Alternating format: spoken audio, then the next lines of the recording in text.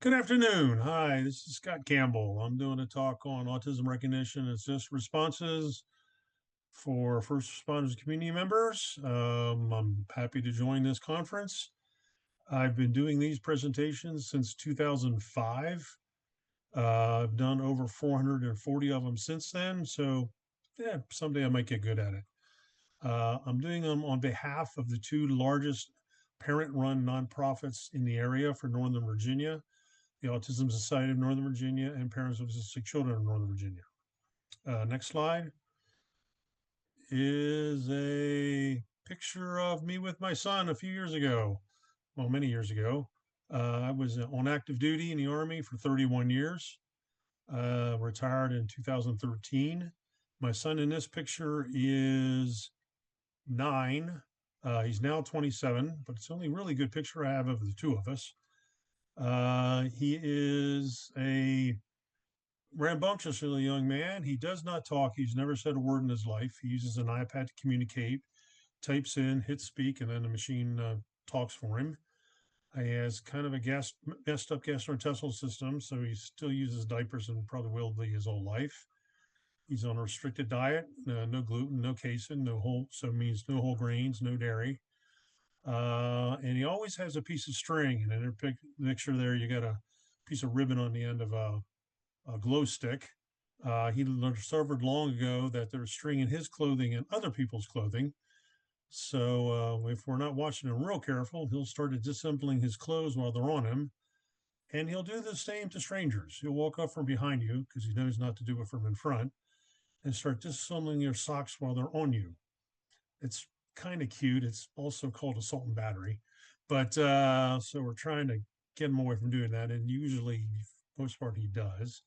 I will be telling a lot of Ian stories as we go along. If everyone could please hold their comments and questions to the end, then we'll get them in the chat at the very end. There's a lot of material to cover. This is both for families and also predominantly for medical personnel. In addition to being in the Army for 31 years, I was also a volunteer ski patrol instructor for first aid, avalanche rescue, mountain travel rescue, and skiing for 28 years in 10 different resorts throughout the US and Europe, predominantly in Switzerland. So that's where I get my kind of my emergency medical background is I spent 28 years packing people up on the snowy fields in the mountains and hauling them down to rescue toboggans and turning them over to the emergency rooms wherever we were. Next slide, please.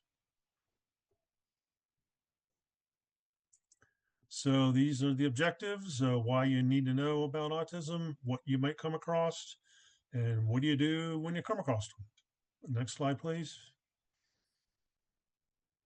The big why, of course, is the safety of the folks that are interacting with these individuals.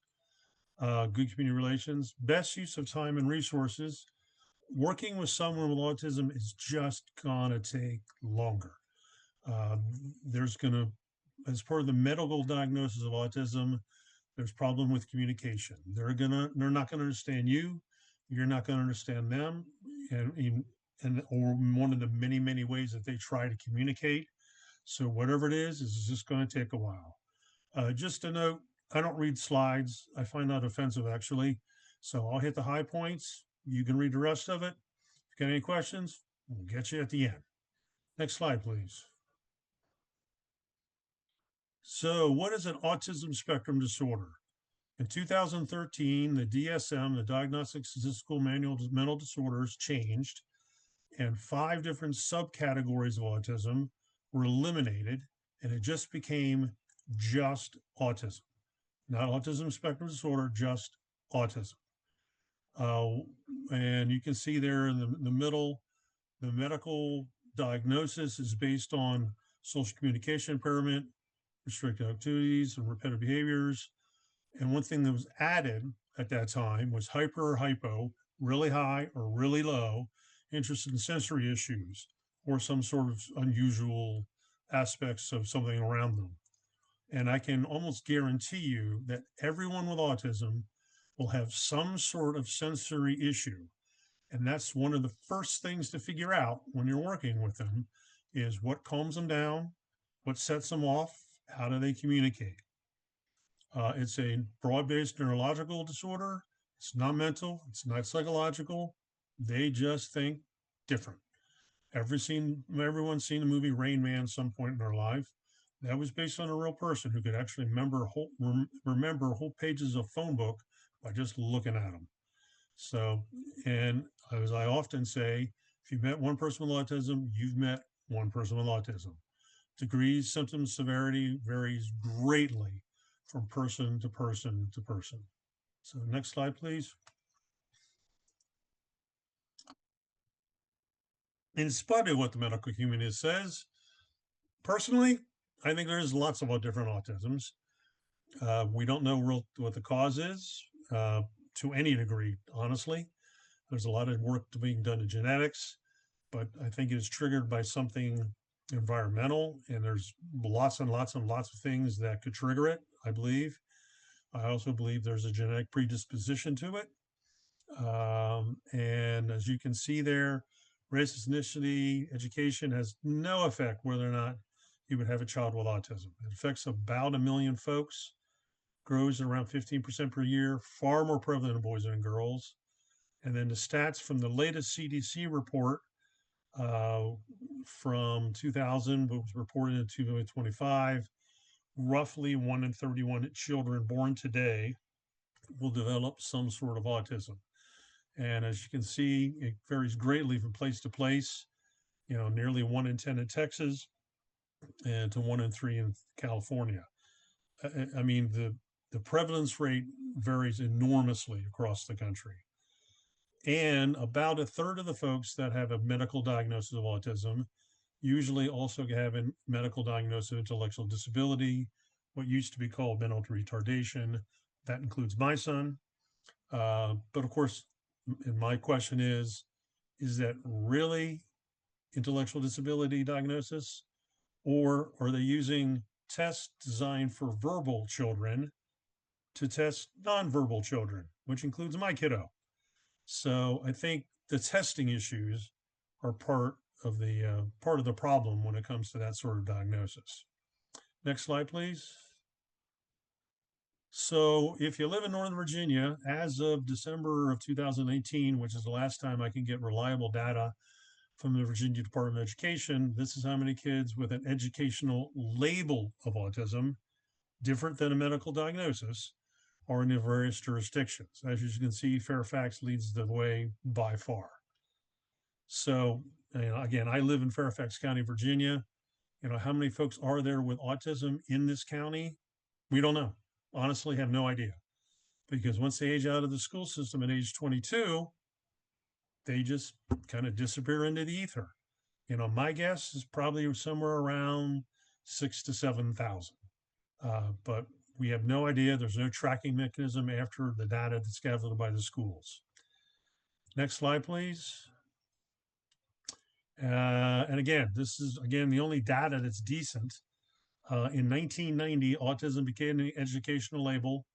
A whopping 480 students way back then, 35 years ago. Most recent data as of 2023, over 30,000. Probably now, probably around 32, 33,000. So, one of the debates is do we just call it something different and now we call it autism? Yeah, that might be a little bit of it. But in my opinion, they're just flat out more of it for whatever reason may be. Talking to education specialist educators have been around for a while. They used to have a few kids with autism. Now there's thousands. So this is the graph. As you can see, during the pandemic, kind of leveled off. That wasn't really, in my mind, a level off. That was just the fact that no one was doing the testing and kids weren't being added to the stats at that point. So Virginia, and this is true with probably every other state, that's the graph on the rise of autism. Next slide, please. So what might you come across? You not understand what you say, appear deaf. My son hears everything you say. He just doesn't care. Because unless you have five things, his five things: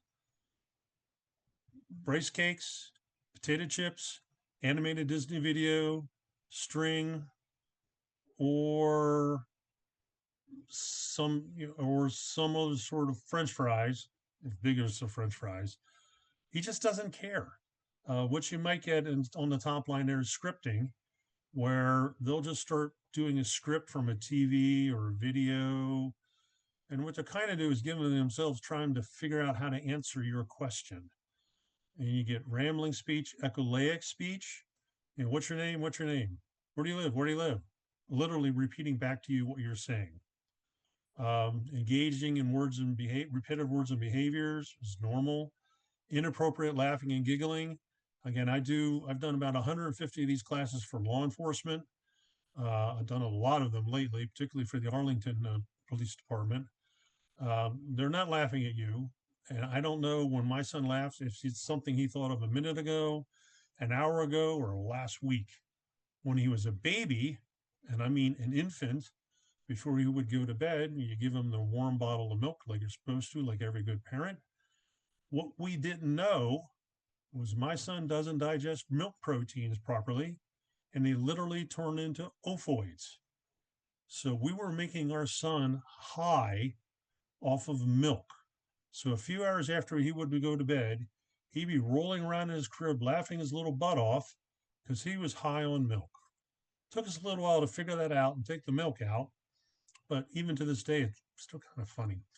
Um, Insensitive to pain, heat, and cold, they feel it, but they don't really react like most other folks do. Again, my son, I spent a winter patrol out in the snow a lot. So did he. He hates having shoes on. In a heartbeat, he'll knock off his shoes and start walking around the snow in bare feet. Does not bother him at all. One time, we were at a party in the middle of the summer. Someone poured out a big bucket of ice. He walked over and stood right in the middle of the pile of ice. And someone went to move him. Like, no, let's see. Wait a minute. Let's see how long he stands in that pile of ice. After 5 minutes, we finally moved him. He didn't move at all. It didn't bother him one bit. 6 years ago, he was getting a bath drawn, and his feet were underneath the tub of the spout of the tub. And the water went from a little hot to scalding hot. He continued to stand underneath that tub spout to the point that he was getting burns on his feet that ultimately resulted in him going to the hospital and having skin grafts on the top of his feet. That's how badly he was burned. He did not move from the spot we was at. He just stood there and had boiling water pouring on his feet. Again, everybody's different, and other kids with autism may have an immediate reaction. Mine didn't do anything at all. Act upset or have for no apparent reason have a meltdown. A meltdown is different than a tantrum. 2-year-olds have tantrums. Folks with autism have meltdowns, and it's usually triggered by something sensory or a denial of something they want. And those meltdowns may last a couple minutes, it may last hours. And during the meltdown, there's really not much you can do about it other than kind of clear the area, keep it safe. Kind of like if you have someone that has an epileptic seizure, you just make the area safe and they allow them to calm themselves down using whatever de-escalation techniques might work with them. Usually they're self-stimulatory behavior, the thing at the bottom there, the last bullet, but you let them stim. And that, again, is their physical way of calming themselves down. And if, there's not much you can do other than just let them do it themselves. And again, it may take quite a while for that to happen. Another way is, discomfort to change. They like their routines. I'll talk about that later on. If you remember the movie Rain Man, at 5 o'clock every day, he had to see Judge Wapner. And these folks are really set on routines, either routines they impose themselves or they're used by caregivers just to make care for them easier and more reliable and more consistent. My son toe walked for probably up to age about, even today, he still does it sometimes. The self-stimulatory behavior, hand flapping, body rocking, finger flicking, spinning. Again, as long as it's not a safety issue, let them do it because it's their way of kind of coping the world with the world around them, dealing with the sensory issues that are that are affecting them. And if you stop someone from hand flapping, they'll probably start doing something else on their body, which is less desirable than hand flapping. So just let them flap away. They're not going anywhere. Next slide, please. On the higher functioning end of the spectrum, kind of think Sheldon from Big Bang Theory. And we actually contacted that network to see if we could get a outtake to use as part of the presentation when this was developed many years ago. They wouldn't let us do it. They denied that he had autism, but at least in the very beginning of that series, he still showed some very clear, cause and effects and attributes of autism. But if the verbal, they come across loud, blunt, tactless, argumentative, jokes, slang, body language, they just don't get it at all. Cause and effect, sometimes they get it, sometimes they don't. And it all goes back to the line there, I'll call it executive functioning. I mean, they're very literal, can be, and again, everybody's different. Can be very literal thinkers. If you say, hey, it's raining cats and dogs outside, they're going to look out expecting to see little furry animals falling from the sky. If you give somebody with autism a piece of paper, go here, go burn a copy of this. Fire might be involved. Hey, what's up your sleeve? I don't know. What is up my sleeve? I mean, again, very, very literal thinkers. Of course, out of all this, wherever they are in the spectrum, you're going to have frustration when it comes to communication. As I mentioned at the very beginning, you're going to have a hard time understanding them, and they're going to have a hard time understanding you. Sensory issues, all of them have sensory issues. You can see one study that was done, touch, sound, and vision are the top three. My son often wanders around with a pair of headphones on his head, not because there's any noise, just he just wants to cut down the noise around him. And he doesn't talk, but he does make noise. He goes, ee, sometimes pretty loud. When you do that, you kind of get a feedback into the headphones. But he is very, very sensitive to sound, hates crowds. Touch is a major issue, I'll talk about later on when it comes to medical treatment. As a result, of course, covering their ears is quite possible. Looking away is normal. Very little eye contact. Folks with autism in general, they've done some eye gaze studies on where they're looking. Will not look you in the eyes. Instead, they'll look you in the mouth. And why? I don't know. No one really knows. But unfortunately, in Western culture, if someone doesn't look you in the eye, they're not credible. They're not believable. They're not telling you the truth. So then you come into, again, suspicion of the individual. Maybe they're on drugs or something like that. So this all kind of blends into just the odd behaviors that draw attention to themselves. Personal space, don't quite get it. Again, social interaction is a problem. So they might get too close or too far away. And next slide, please. At the extreme, you may get self-injurious behaviors, biting, spitting, screaming, stripping, self-induced vomiting, fecal smearing, and again, the meltdowns. The biting usually isn't biting of others. It's normally biting themselves, biting their hand, biting their arm, chewing on their clothing or something like that. And day in, day out, this usually isn't really a problem for most folks. However, when there's a medical situation, law enforcement situation, some sort of crisis, the chance of these sort of things happening increases. So for emergency responders, for law enforcement, the chance of them coming crossing is higher than the norm. And again, this stuff can be pretty extreme. I personally know one young man who picked his jaw constantly to the point that he had picked a hole through his jaw. And his parents had to find a doc to order an upper body cast for 6 months so his jaw would heal. I mean, just think about taking care of an individual like that, raising an individual like that. You get overly fixated on a particular topic or object. They have favorite things to talk about normally if they do. Nor usually not real age appropriate. You know, Thomas the Tank Train Engine, Teletubbies, dinosaurs, Star Wars, that sort of thing. I mean, I met kids with autism with an amazing amount of degree of knowledge about dinosaurs, way more than ever I'm ever going to know. And they're real experts in it. There's an individual that I read about in Chicago. He's a 911 dispatcher. Doesn't need to look at a map or a computer. The map of Chicago is in his head.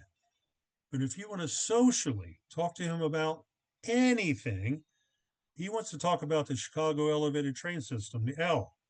And no matter where the conversation starts, he will get you talking about the L in the end. That's just, again, they have this one thing that they know a lot about and are really, really interested in. Appearing anxious or nervous, staring kind of past you, running away, elopement, or running off is very likely, unfortunately. Putting stuff in her mouth that is not food. It's called medically, it's called pica. That could include chewing on glass. I've seen that. And again, stuff, attachments of stuff that's not age appropriate. 25-year-old man carrying around a Thomas the Tank Train Engine. Yeah, not normal. On the other hand, if you give them the time, if you do it slow enough, they can be very good rule instruction followers. My son is incredibly compliant. If you do one thing at a time, Ian, do this, and he does it. Then you give him another instruction. You don't give him a list of instructions. You know, if you go, hey, go down the road, make a left and make a right. What they heard was make a right. So again, it's got to be one thing at a time by one person at a time. And I'll talk about that later on. There's a whole pile of things that you can kind of use to identify the individual. Next slide has some of them. There's cards that could be carried. If you're interested in any of these cards, please contact me. My contact info is at the end of the presentation. I'll be happy to get a copy to you. The one on the upper right-hand corner is from the Autism Society of America. Those are cards I normally give out when I give classes to first responders, particularly law enforcement. On one side is signs and symptoms, on the other side is suggested responses. The two in the middle are individual cards to be carried by individuals, which I would hope they would do. There's one for folks on different ends of the spectrum, and we have a whole stock of those. Again, if you want one of those, please contact me. The ones on the left-hand side are various sign stickers and cards. The stickers go in the windows of your car, and then the information goes into the glove box. Next slide, please. The one on the lower left-hand corner is one done by Fairfax County by the fire department called the Yellow Dot Program. Again, sticker goes on the rear window of the car, and then a info sheets in your glove box. The upper left-hand corner is the only autism plate in Virginia. Every state has a plate of some sort. Maryland, I know, has one themselves. And these are just various stickers that you might come across to say, hey, you know, there's somebody either in this house or in this car and has something to do with autism. These things, there's all kinds of these things that come out all over the place. Everyone thinks a new sticker needs to be invented every day, it seems. So there's lots of different ways. Next slide, please. There's other things, dog tags, bracelets, magnets. That's where the autism awareness thing there. Key tags, pins, shoe tags. So there's different ways to kind of let everybody know, hey, this individual might have autism. And then of course, the question is, well, what about disclosure? In my personal opinion, disclosure is a very, very important thing. If we go to the next slide, you'll kind of see why.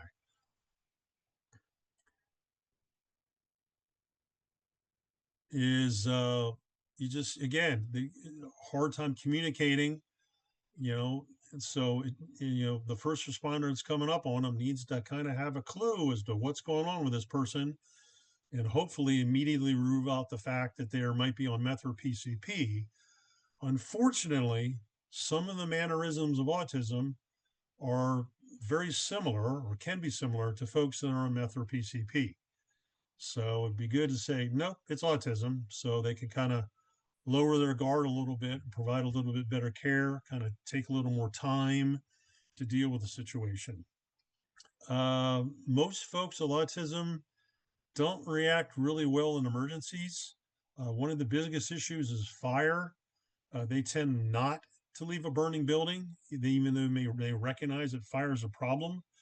There was a case a few years ago out in the Midwest where a 13-year-old young man saw a fire in a mobile home, warned dad and dad's girlfriend that there was a fire. So he understood the fire was a problem, but he didn't understand it was a problem to him personally.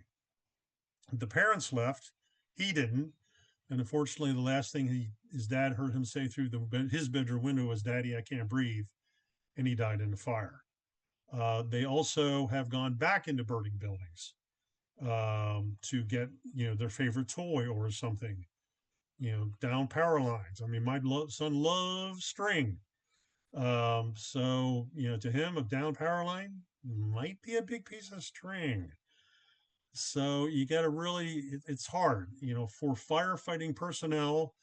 They have to very actively, using thermal imaging devices, if they have them, usually go to the individual's bedroom where they treat it like kind of like a hide and seek kind of game, and check closets, check in, behind furniture and that sort of thing. And that is a big issue for many individuals. I'll talk about water in a little bit. So again, no real failure or danger. When my son was about 6, we were in Yorktown, Virginia, in a commercial area, walking through the area next to the road. I'm between him and the road, my hands on his shoulder. My wife is on the other side of him, between him and the James River, and which is where the water issue comes into, because drowning is also a major concern. And he likes to change up what he stims with, what he waves around, including long blades of grass.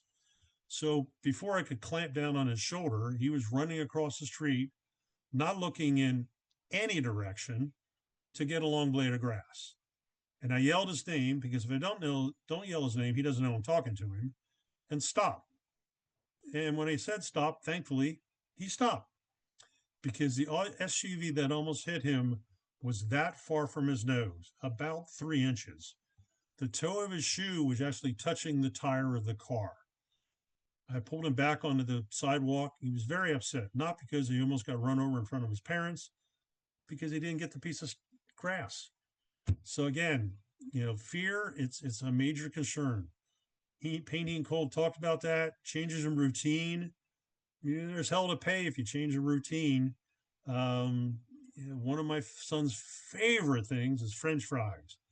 In his world, every French fry I'd ever made is made for him.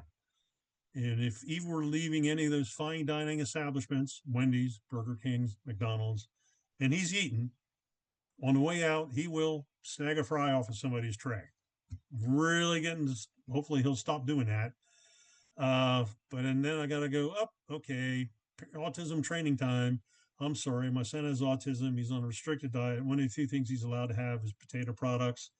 I'll be happy to buy you a new pack of fries. Never had to do it, because once you explain it, usually they're, oh, wave it off, no big deal, or insist we take the pack of fries. But if we do that, then we can't give it to them, because then we're rewarding that behavior. We're reinforcing that behavior. So then we got to throw them away. And then in his head, we just threw away his fries. We were in one place, McDonald's, in the middle of Virginia, Orange, Virginia, once. And again, back to the routines. And around that point in his life, he ate around about 11 o'clock, and it was already 11:30. It was real late for his lunch. So we've blown the routine. And he walked into the McDonald's, and the other side of the restaurant was a guy with a plate of food, and on his plate were French fries. And my son just bolted for that guy's food. I knew what he was thinking. And again, Ian, stop. Now, at that point, I'd been in the military about 25 years. So kind of had the command voice thing down pretty good. What I didn't realize is I said stop way louder than I thought I did. Because after I said, come back here, and he did, I looked around the restaurant and everybody, and I mean everybody, had stopped everything that they were doing. There was a little old lady sitting in front of us in a booth eating a salad. She was in this position. I'm like, man, please enjoy your lunch. Have a nice day. So there's a little bit of a comedy side of all this. Inappropriate age relationships. Next thing, he's touched in totally inappropriate ways. Again, these folks have same sexual drives as everybody else. Things are misunderstood. If again, mostly boys, so not unusual to look at pornography. Probably pornography, maybe they shouldn't be looking at.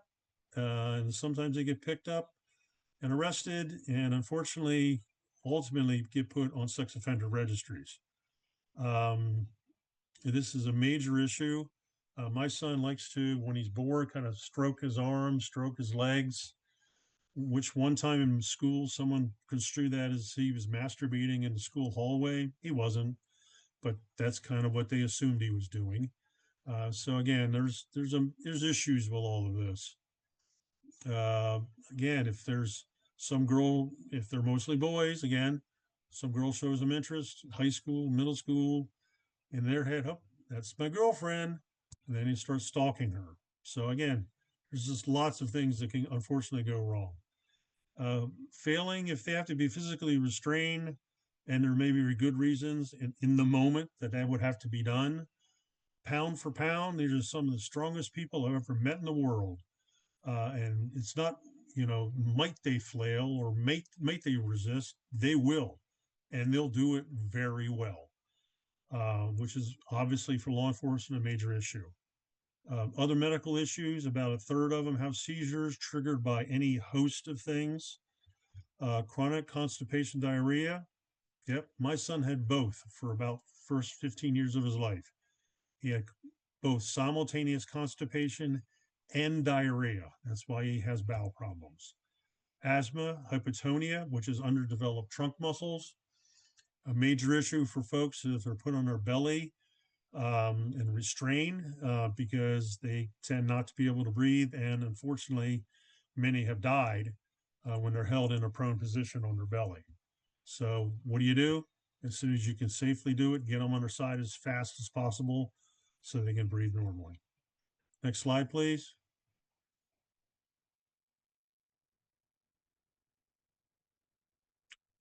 Again, unless they know that you're talking to them, they're not going to follow the instructions. They're not going to stop. They're going to keep doing whatever they're doing. Sensory issues may cause them either to run to something or away from something, get up in your face. I already mentioned eye contact. For first responders, one of the primary medical interventions for folk with autism is called applied behavioral analysis, which teach them to model, to repeat, to imitate. So it's not unusual that they would do that, modeling your behavior, copying your behavior, which might not come across very well. It's kind of come across disrespectful, but they're just doing what they've been trained to do over time. Uh, no, why to all your questions, or even yes to all your questions. It's my son. It was about 14 years old before we realized he really didn't know the difference between the words no and yes. So again, when you're asking questions, you truly have to determine whether they're comprehending what you're talking to them about. Instruments of authority, police uniform, whatever, don't get it. My son has one of his five things. You don't matter. Again, out of all these sort of plethora of things, stuff, behaviors can draw attention. Again, limit credibility because you're not looking me in the eye. You're not credible. Elopement, running off is very, very common. More about that later on. I already mentioned the stalking, but trespassing, private property, nope, not really. If they want to go somewhere, they're going to go somewhere. And it doesn't really matter that they shouldn't be there. Attracted to water, reflections, shiny objects in high places. Water is a major concern. I'll talk about that in another minute. Shiny objects, unfortunately, badges, insignia on uniform, police uniforms, EMS personnel, is reaching for them, which they, particularly law enforcement, might think that they're reaching for their weapon. Again, causing more problems potentially. High places, before folks with autism go to a high place, they will typically get naked. So you got to see and look for the hand flapping, finger flicking, body rocking things. Say, okay, that's autism. That's not meth or PCP. And hopefully the situation will be treated differently as to that. I, I was at a board meeting once for one of my autism groups, one of the parent groups, and their son, who was I think about 10 or so at the time, ran down from taking a bath and hopped up on the kitchen counter, was running up and down on the kitchen counter right in the middle of where we were meeting. A little distracting. So again, it's just a different world that we live in. I mentioned food. Some of it can be used as a reinforcer, and is used in ABA therapy often. But some folks do have severe allergies, severe reactions to food, kind of like the peanut butter thing. So you got to be very, very careful and make sure it's cleared by the parent or caregiver on what to do or what not to use. My son, if he gets gluten and casein, which he's not supposed to have, but he doesn't have a problem at all grabbing a piece of pizza off of somebody else's tray, he'll get a little more hyperactive, maybe, but that's about it. But for some folks, they'll go into anaphylactic shock. So again, where the reaction to food is very different from person to person to person. On the other hand, it can be helpful. I know a school resource officer in Loudoun County, Virginia, who had done my class a couple of times. And she had a frequent flyer. She had a kiddo that got out of school an amazing amount of times. And one time on a nice rainy day, the kiddo got out and she was trying to chase her, and the child went into a drainage ditch. It was, again, it's rainy, it's nasty, it's muddy. And she, oh yeah, Scott said something about potato chips, and she happened to have a bag of chips in her cruiser, which was right nearby. So she grabbed the chips, ran to the edge of the ditch, and yelled to the person who she knew, "Hey, I've got some potato chips for you," because she knew that person liked potato chips. She said, "I've never seen someone scramble out of the ditch so fast and come to me to get that bag of chips." So sometimes the food can help. Next slide, please.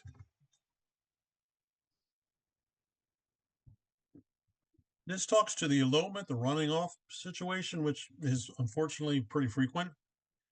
It's been around for a while. It's 13 years old, by the McHenry Greek Institute up in Maryland. So about half the kids wander off 4 times the rate of central buildings. Again, about a third have problem communicating. 2 and 3 have a close call with traffic. Unfortunately, that includes us. Another third with possible drowning. It's stressful because you never know what's going to happen. We honestly, my son would rather be at his TV watching his animated Disney videos than anything else in the world. But when he goes out, we got to be very careful. When he gets out of the car, every single time we got to say, "Ian, stay by the car." If we do, he stays by the car. He's very compliant. If we forget to say it, he's wandering through the parking lot looking for a piece of grass or something else to stem with. So again, elopement running off either to or from a sensory issue normally is a major, major concern. Next slide, please. Unfortunately, the chances of them being a crime victim are incredibly high. I'm not going to read the stats. You can read them themselves. But before my son was five, we'd already have 3 instances of interaction with law enforcement, most of which turned out okay. But the fact, either low functioning and just understand that they're being victimized, or higher functioning of saying, "Hey, If you do this, you'll be one of us. You'll be part of the crew. You'll be part of the gang. You'll be one of the popular people. And then they go out and do stuff that they probably know they shouldn't do, but they do really want to be part of, like everybody else. So again, the chance of being a crime victim was pretty high. Next slide, please. Unfortunately, they're also, very likely to be a victim of sexual crimes. The one that's the bullet in the middle there, if roughly 80 to 90% of females with autism will be a victim of sexual assault sometime during their lifetime, about a third of the males. So, again, a major issue. And it's unfortunately just the nature of the disability and the nature of the world we live in. Next slide, please. Unfortunately, the one thing I keep saying over and over again, stranger danger thing, it's that's particularly for this population is not the case. Typically, the person that's going to do the abuse, the middle is bullet there, the 81%. They groom the individual, they groom the family, they get acceptance from them before the abuse actually occurs. It's not the stranger danger thing. In the top bullet there, 78% of adults experience sex victimization compared to 47% of folks without ASD, which I also find enormously high. That's one of the most recent studies that was been done. The bottom thing, multiple studies, 90% of the folks know their abusers, know the person doing abuse. It's not the stranger danger. It's somebody they know, that somebody they trust, somebody they developed a relationship with. And you can have sort of odd outcomes. I had one case where a hospital social worker called me, had a young man that kept saying over and over again that Uncle Mickey touched his penis. And we're like, so we don't know we just don't know what to do. And I'm like, well, does he have a real Uncle Mickey? They're like, oh, good question. I'm like, no, he didn't. I said, does he have a Mickey Mouse stuffed toy? Has been at Disneyland, Disney World lately? Yeah, he did have a Mickey Mouse stuffed toy. Was he masturbating with his Mickey Mouse stuffed toy? Yes, he was. Ergo, Uncle Mickey touched his penis. So, again, you never know. Uh, Frequently, I keep hearing there's a higher divorce rate of folks and families with autism. Wrong. Totally incorrect. Divorce rate's 50%, just like everybody else, the national average. Uh, are there increased stressors? Is it harder to raise a child with autism? Absolutely. They don't eat like everybody else, don't behave. They have behavioral challenges, major sleep issues. Is it definitely harder to do it? Is it higher stress levels? No doubt about it. But isn't a higher divorce rate. The bottom bullet there, again, this is my personal view. The genetic apple doesn't fall too far from the tree. And I very clearly, when I meet a child and a couple of parents, it's pretty easy to tell which side the autism apple comes from. Not every time, but I have heard of cases where parents have gone in to have their child diagnosed, and a pediatrician has diagnosed the child and, in some cases, both parents with autism. And doesn't mean, it hasn't been there. It's probably been there all along, just hasn't been formally diagnosed. One of the board members that was on one of our boards, woman, wasn't diagnosed with autism until she was 28. She was clearly autistic, no doubt about it. Next slide, please. Back to the person who was asking about water. This is the most recent, longest study that was done by NCMEC.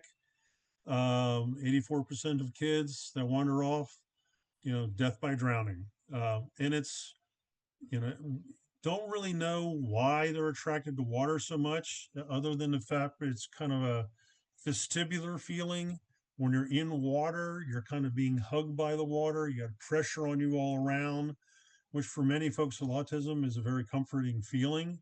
The water falling through your fingers.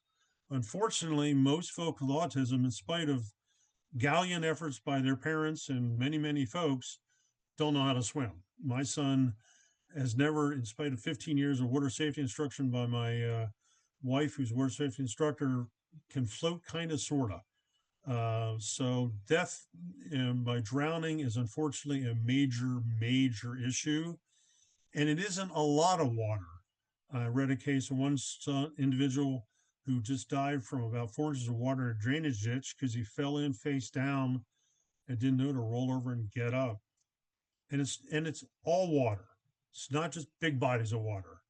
It's the neighbor's jacuzzi, their hot tub. Again, big puddles of water, drainage ditches. Every sort of water source has to be an issue. So if someone with autism gets out, elopes, runs off, the very first thing you check is all nearby water sources, because that's where, unfortunately, you're going to probably have your biggest problem. And it's usually where you ought to have them mapped out ahead of time and kind of think, hey, where's the water source? If you have a neighbor with a hot tub, you might want to talk to them about keeping that tub covered all the time. Other issues, again, suspected drug abuse, because they're, what they do may look like meth or PCP, running, acting out, running in traffic, going into homes, again, public versus private property. Unfortunately, elopement prevention and care may look like abuse. There was a case of a mom in Manassas. They were at the Manassas Mall. This is many years ago. Her 15-year-old son had autism. 11 o'clock, he wanted ice cream. And mom said, no, no, no, no, no. We're going to eat in half an hour. He fell down on the floor of the mall, had a full-blown meltdown. Mom was holding him down because if he got up and ran off, there was no way she was going to catch him. Someone came by with a cell phone, took a video, not a surprise, called 911. Mom was arrested and convicted of child abuse. Now, there's a whole nother backstory I'm not going to get into, but all the children eventually went into foster care for a short time. I believe eventually the children were all reunited. But again, as a parent, these children, these individuals, these young people do weird stuff sometimes. And you got to take the time and explain, hey, this is autism. This is why he's doing what he's doing. This is why he just stole a fry off your tray, and to kind of diffuse the situation and hopefully get a positive resolution from everybody involved. About a few years ago, we were at the Fort Myer Commissary grocery store, for those folks who've never been in the military. We typically never take my son there. He hates the crowds, hates the noise. When we go, he usually pushes a cart, which keeps his hands busy. He usually doesn't run into anybody too hard with it. And at one point, I went to get something, and my wife went to get something else. And I looked back, and he wasn't at our cart. He's at the cart next to ours, looking through the woman's purse, looking for a piece of string. I saw him the same time the owner of the purse saw him. I'm like, Ian, let me see your hands. Again, modeling the behavior. Let me see your hands. He turned around, held his hands up. That way she could see that he had nothing in his hands. I'm like, ma'am, go through your purse, make sure there's nothing missing. If there is, we'll make it good. And while I'm talking to her, I look over towards my wife and I go, which is our hand signal for give him his pacifier. Now, this is a 19-year-old young man. But when he gets stressed, he grinds his molars. And the way to prevent that is for him to chew on a pacifier. So you get a 19-year-old young man chewing on a pacifier. Something's up. And obviously, everything got resolved really quickly, not a big deal. But again, just misunderstanding, not understanding the situation, and things unfortunately just happen. CPS, Child Protective Services, we've had 3 visits from them when he was a child, and 1 adult protective services visit over the thing with the tub spout and the hot water when he was an adult. Again, things just being misinterpreted. One of those instances was by the school nurse, who contrived a bunch of stuff together to, in her mind, assume that we're negligent parents, because when he's bored, if he has socks on, he'll turn them into a pile of thread. That's why he never wore socks in school. And to her, that was a major medical issue that warranted a CPS complaint, a bunch of other little things, but that was a biggie. Dealt with it. You do what you got to do. Unfortunately, death by disability is becoming more common. One of the latest instances, there was a grandma down in Florida with taking care of a young man. She was a primary caregiver. She herself wasn't in very good health. And she was fearful of what would happen after she was gone. So she gave him and her some medication to end their lives. Unfortunately, it didn't work on her, but it worked on him. So again, death by disability is becoming more and more a thing. Unfortunately, very, very unfortunately. Next slide, please. Now, this is kind of a Virginia centric sort of presentation. Things like this are available in some form all around the country. But in Virginia, starting about 10 years ago, there's a program called REACH. You can read it there. Um, it's statewide.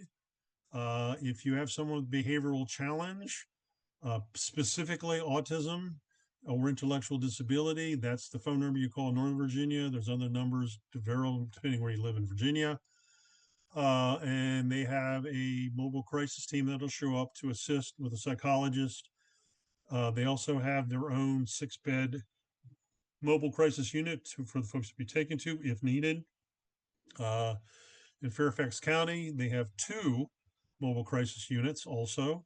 Um, and if you're having an interaction with law enforcement, I always recommend asking for an officer who is crisis intervention team, CIT trained, typically as part of the national training program that's being used by most departments.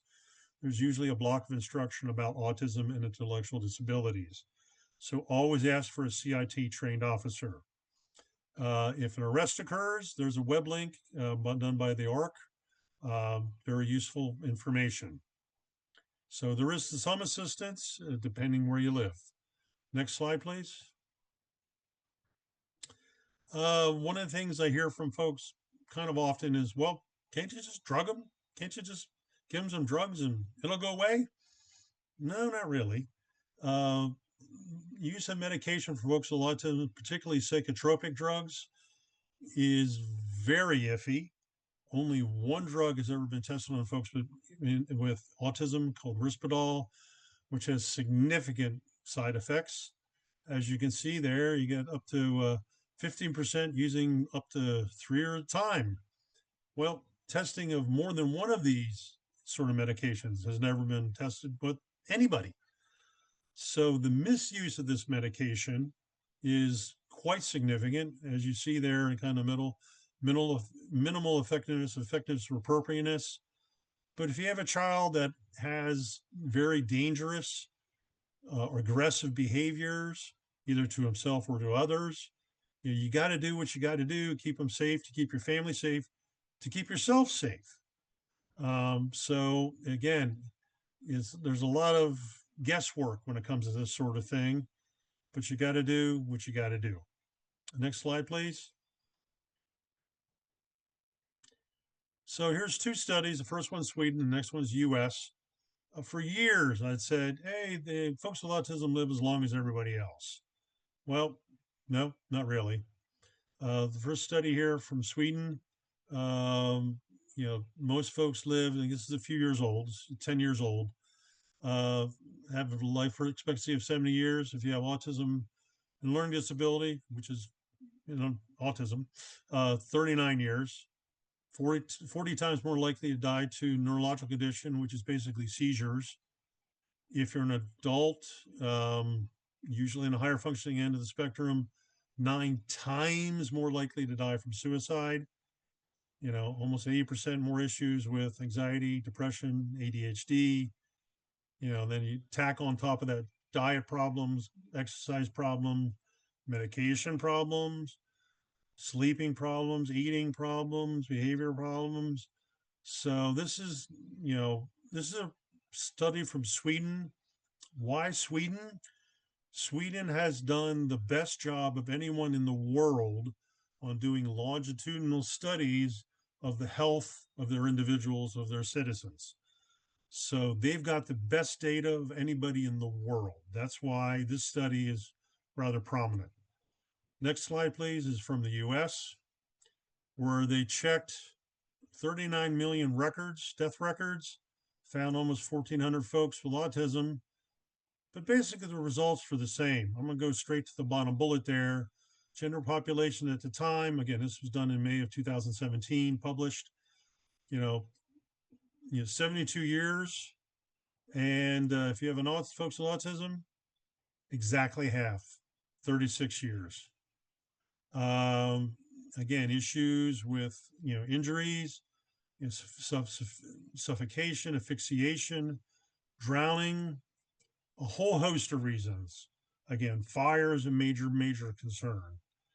So, and so what's being done about this? Frankly, nothing.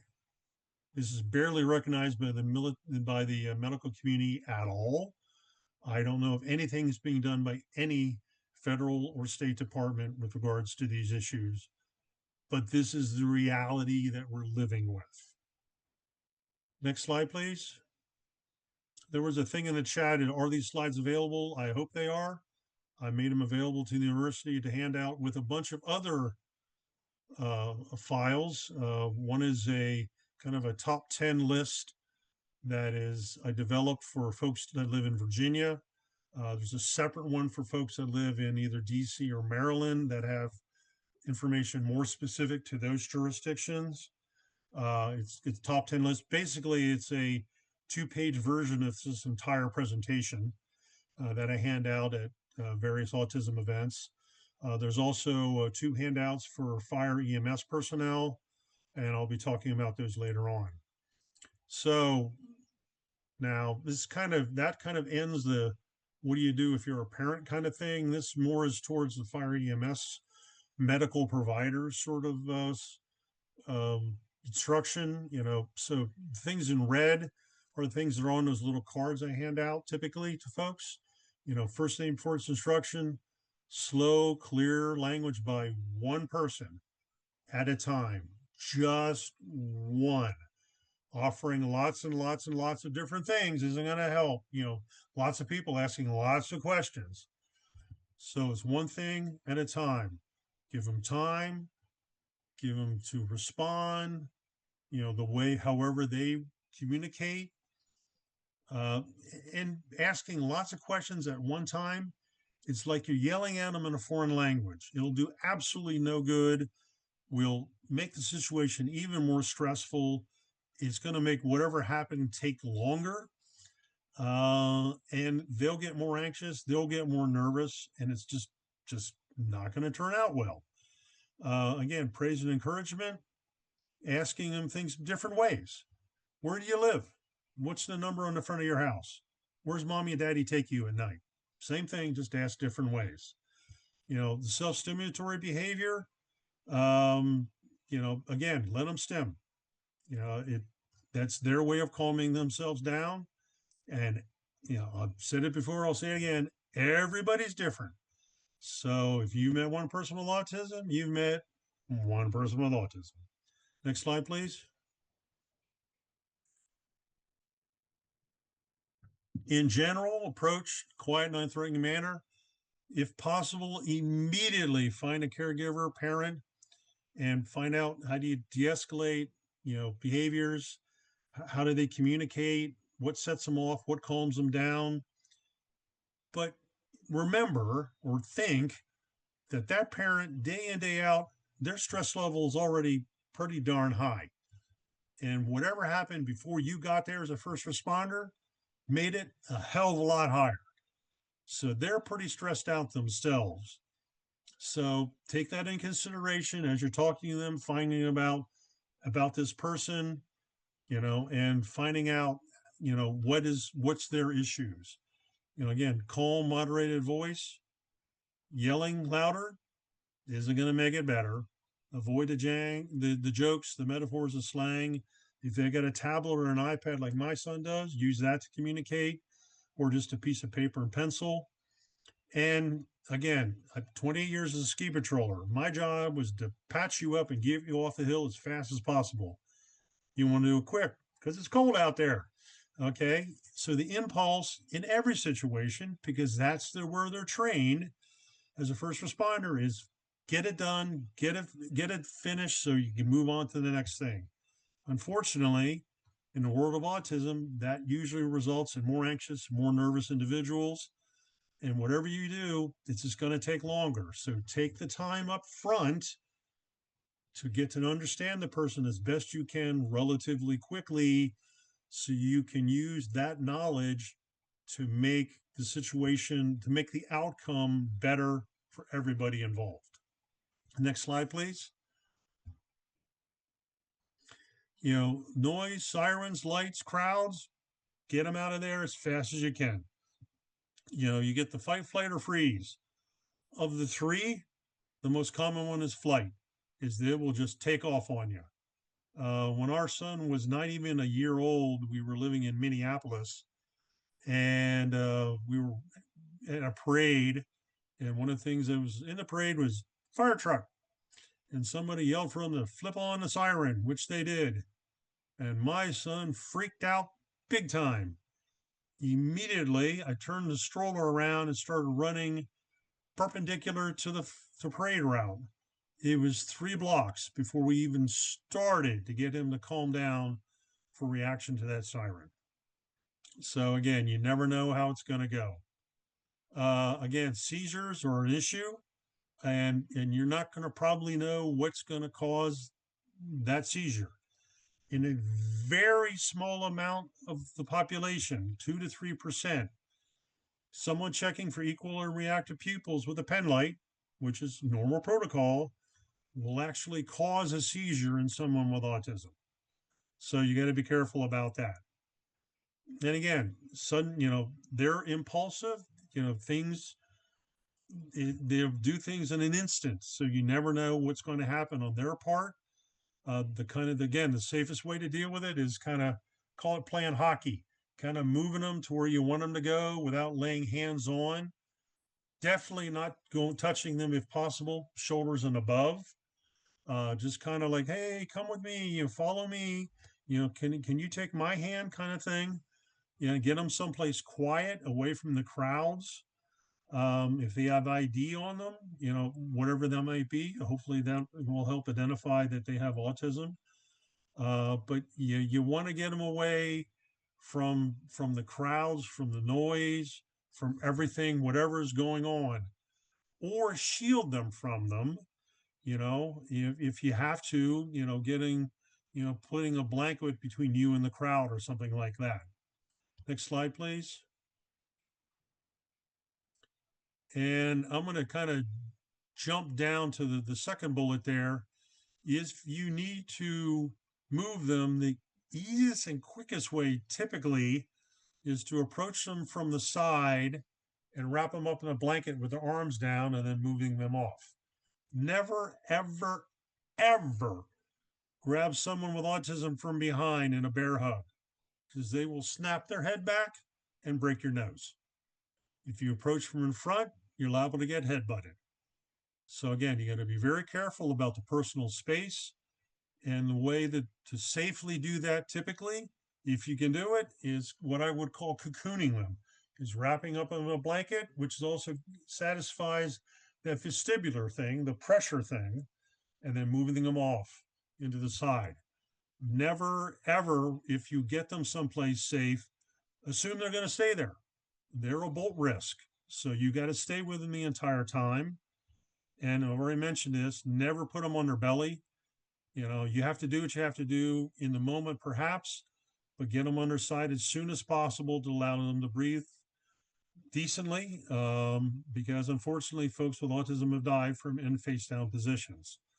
The bolt risk thing, I'm going to touch on that for a second. When my son was young, we taught him how to ski, or we tried to. Um, and every fall, every ski patrol in the world, they do practices of the evacuations of the chairlifts of the for skiing. So my wife and my son went up in a chairlift. What you do is you throw a cable over the main line of the chair lift, and you bring up a little seat. You put the person on the seat, put a safety harness on them, and then you lower them down. So just to see what my son would do, and that's all part of the training exercise. Honestly, we did that, and so my wife put him on the seat, put the safety harness on him. I was on belay, rappelling him down from the bottom through a figure eight, and I'm lowering him down. And as soon as he got out of the reach of my wife on the that was still up on the chair, obviously, his reaction to all the situation was, "Wee!" And he proceeded to slide out of the entire apparatus because he's so darn skinny. I'm on the bottom trying to run the rope through the figure eight as fast as I possibly get him to get him down as fast as I could get him down. And I'm just moving that rope. And while we're doing that, one of the biggest guys in our patrol walked over underneath him and said, "I got him." And sure enough, about 10 feet off the ground, my son fell out of the entire apparatus and he caught him. I owed him a case of beer. So you just never know. Most folks, when you're doing this, you're holding onto that rope with a death grip because you're afraid of falling off. My kid, nope, slid out of the whole darn thing. So you never know. And it goes back to the thing about if they're up in a high place naked, you never know what it's going to take or what the reaction is going to be when you go up to in any sort of elevation to rescue them, to get them to a safe place. So again, bolt risks and high rescues are a major, major problem. There was an issue on a number of times on highways that I have personally come across in Northern Virginia, where folks with autism have been running back and forth across a busy highway. One of them was outside of Springfield, Virginia, ran back and forth across Route 495. One time he didn't make it. He was picked off by the car. Uh, in one case, the police got an individual out from running across a highway safely, had him just sitting on a curbstone. And when he turned around to make a radio call to let him know they got him, he ran back across the highway again. He was safe. He was okay. It turned out okay. But again, they're a major bolt risk, including in fire situations. You rescue them out of a burning building, don't assume they're not going to run back into that burning building. Next slide, please.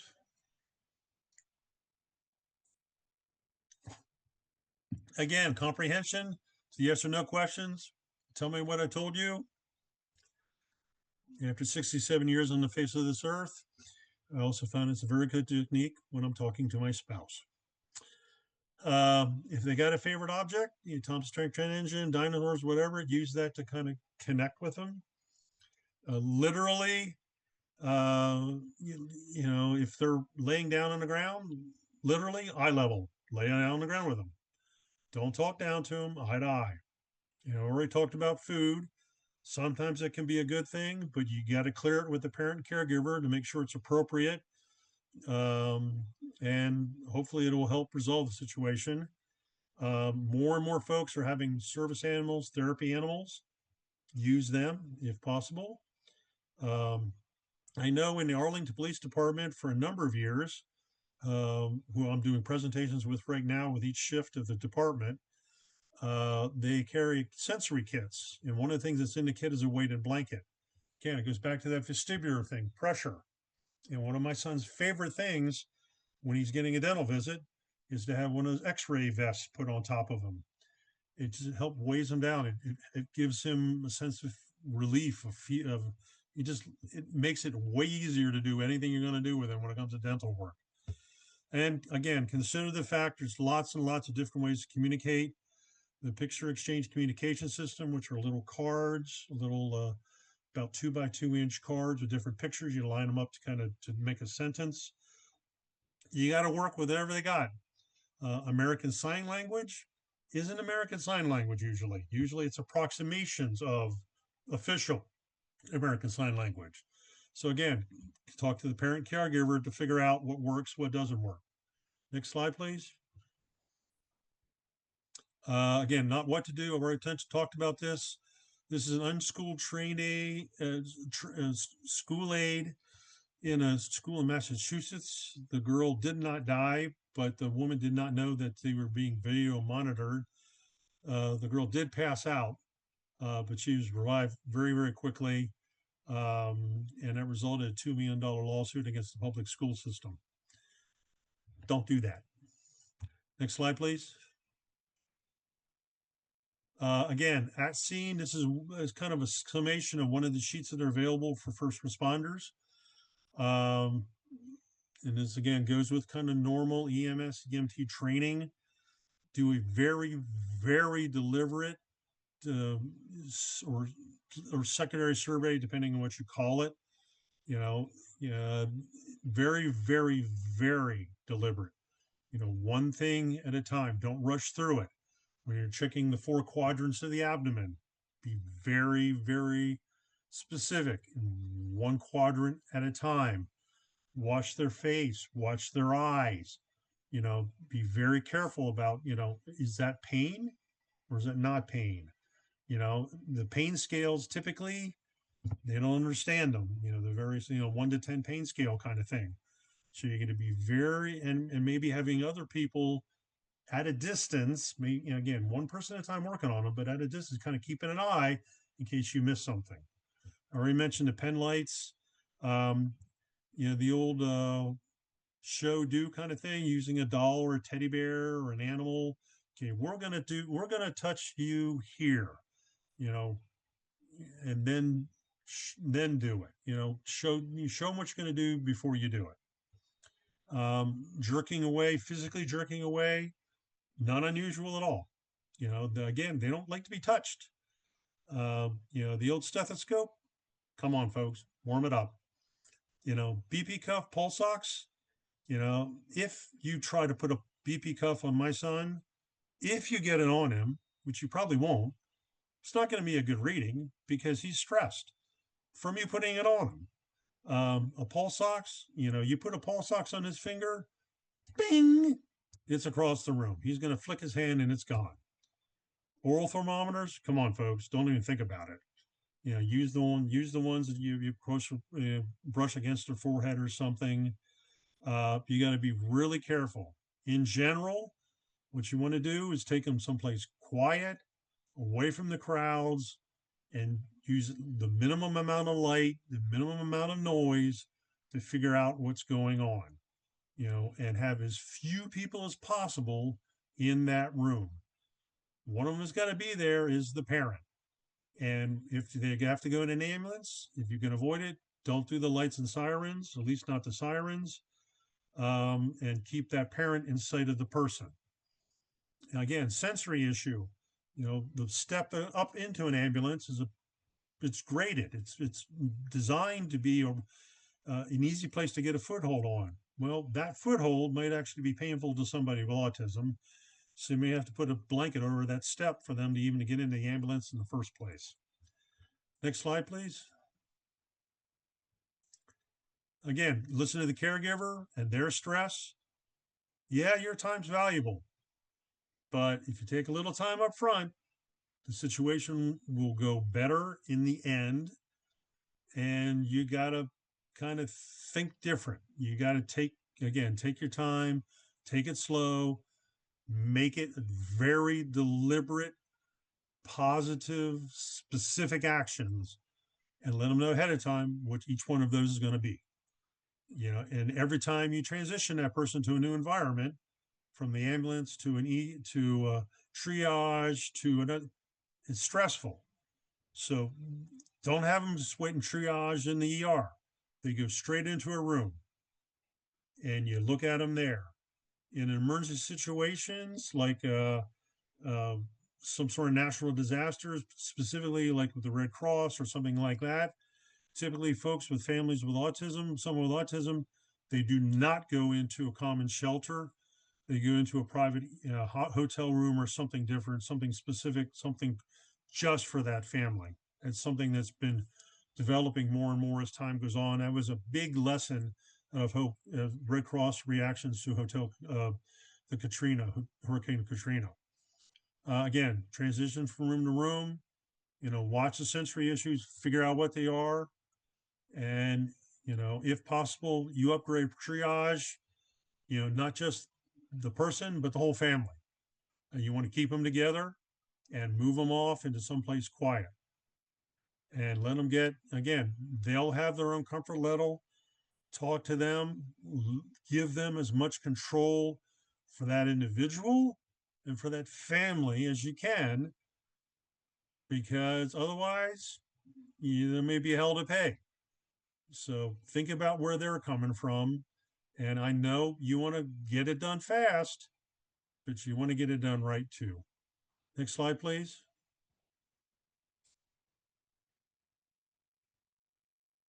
Again, this is one of the other sheets done by Hospital Center up in New York State. Give them choices, distract them with a toy. The obligatory blow up the latex glove thing. Use that as a toy. What are you going to do them ahead of time? Um, give them rewards. Do the easy thing before you do the hard thing. And again, find out how they communicate. Body hold techniques can be, again, very enormously. When my son was very young, it would take a minimum of about 6 to 7 people to draw blood or give him a shot. Later on in life, we got better at it. Normally, it was down just two. I would hold his arm and someone would do it. One time, usually twice a year, we would take him to Walter Reed Hospital for the military. That's where we always did our medical care for him. To this day, we still do. Um, and every time we take him to someplace stressful, which would be dental visit, haircut, and shots, which we all did on the same day. We called it um, it was going to be a bad day. Before he would do that, every time he had to go to the bathroom. Because one time we took him in for a blood draw. He went and sat straight down into the chair, which I was amazed by, and put out his arm. Even more amazing. And I held his arm down so they could do what they needed to do. He was perfectly fine. Then he got up. Yeah, he had peed on the chair. So you never know. Again, talk to the parent. Pain management, if you can do it. I know it takes a while for it to react, but use numbing creams perhaps if need be, if it's possible, long before you ever do an injection or a blood draw. Again, you're just trying to cut down on the sensory issues and their anxiousness and nervousness at the situation. Next slide, please. Community involvement. Back to the parents. Disclose, disclose, disclose. I showed you license plate earlier. Talk to the parents. Talk to your neighbors. When we first moved to Virginia, we had a get to know Ian party with all of our neighbors. Visit your local police and fire departments. Let them get to know you. The next thing is don't advance the slide yet. Is a 911 flag sheet I recommend. The KidSmart vocal smoke detector is that's an original version, early version of it, but there are smoke detectors you can get out there right now where you can record your voice instead of the of a smoke detector. It's your voice saying, Johnny, go to the front door. Johnny, go to the back door, whatever. So again, there's alternatives out there to the smoke detectors that would usually not cause a good reaction. Next slide, please. 911 flag sheets. These files, there's a link for these files in the top 10 disability safety hints that I have. You want your home known as a location of interest in the 911 system. Fairfax County there, you can do that now online, although it really doesn't give you a lot of details. Arlington County recently started the same sort of thing. But if nothing else, there's a sheet you fill out. Again, it's a Word file. You fill it out as appropriate for you, picture of the individual, has the sort of information on it. Next slide. Some of the other things you could potentially put on it. Again, sensory issues, how do they communicate? What are what how they where the escalation to techniques. Where's their bedroom? Again, for firefighting purposes. Again, you fill this out as appropriate. Take it to your local police station. Have them put something in the 911 system. For my where my son lives, it says it says child, and I got to change it to adult with autism. Do not approach house with sirens on. Um, and this isn't a one and done. Um, we usually updated this sheet at least every couple of years on the local police station. And when you move, you go there and have them take it out of their book because typically it's in a book they have in their local station. When I was doing this, my local police station, I went in uniform, which helped. I said, "Hey, I got a kid with autism. This is information about him. Very interested. Really did want to know." The woman behind the little booth there on the other side of the glass had a special needs child herself. I got to talk to the lieutenant in charge of the shift that day. Ultimately, did training with every shift of that department twice over a time, a few years. And at the end of it, one of the officers came up to me and goes, "Oh yeah, I know all about Ian." I'm like, "How do you know about Ian?"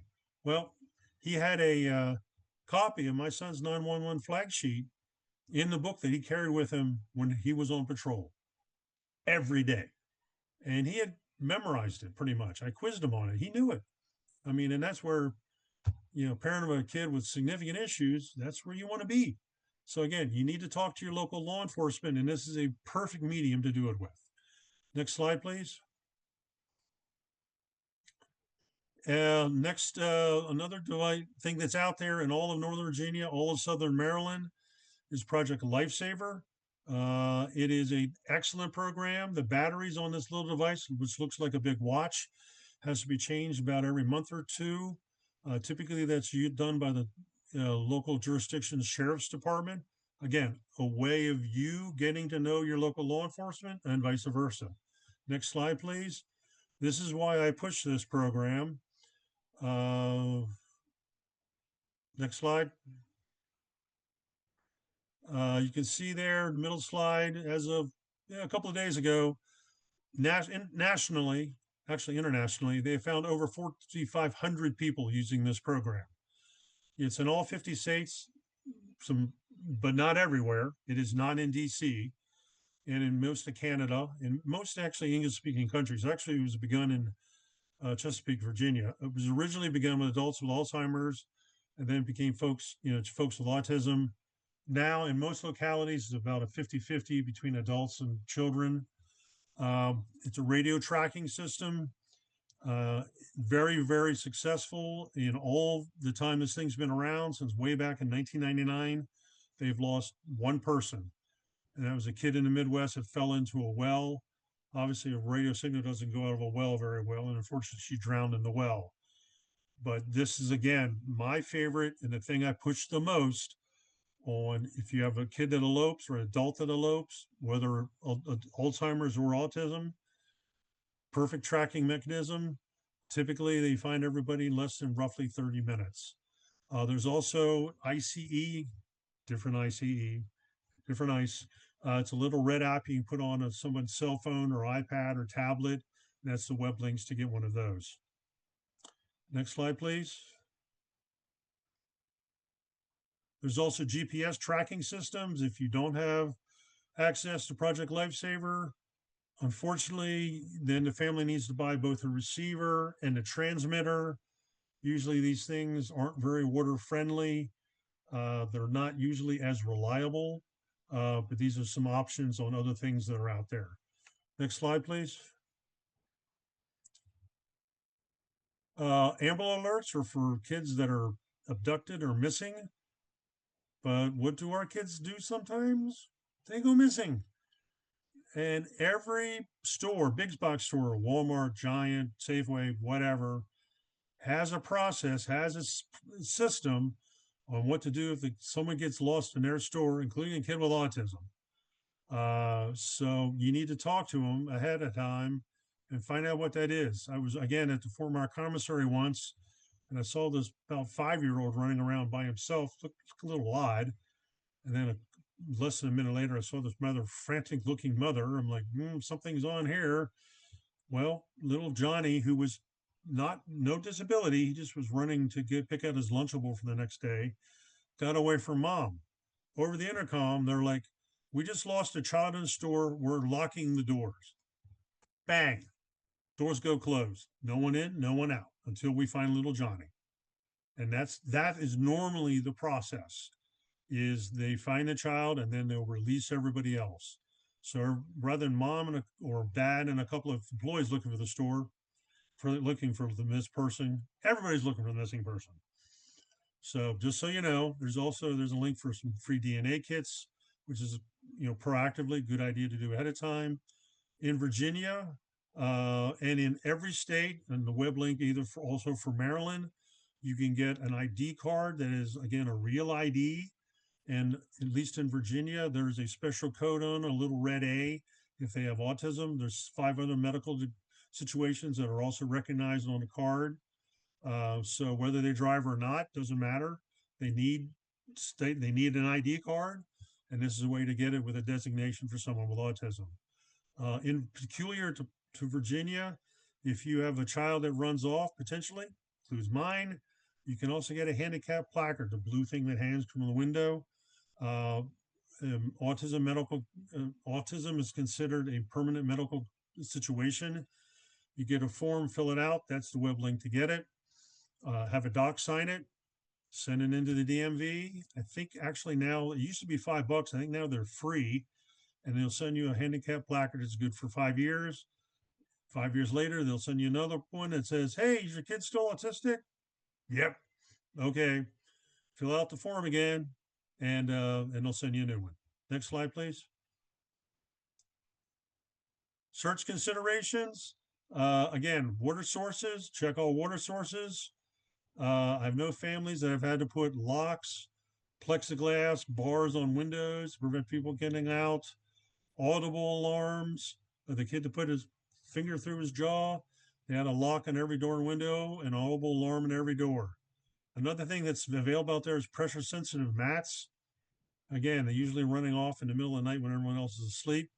Put that outside their window, outside their bedroom, outside their bedroom door. Step on the mat, alarm goes off. Now, they're not stupid kids. After a while, they're going to figure out, hey, step on mat, alarm went off. So you may have to put a number of them down the hallway to prevent them from getting out. Fences, and again, during fires, hide and seek game. I already talked about the extreme caution rescuing from a height. Do not assume they're going to do what everybody else does.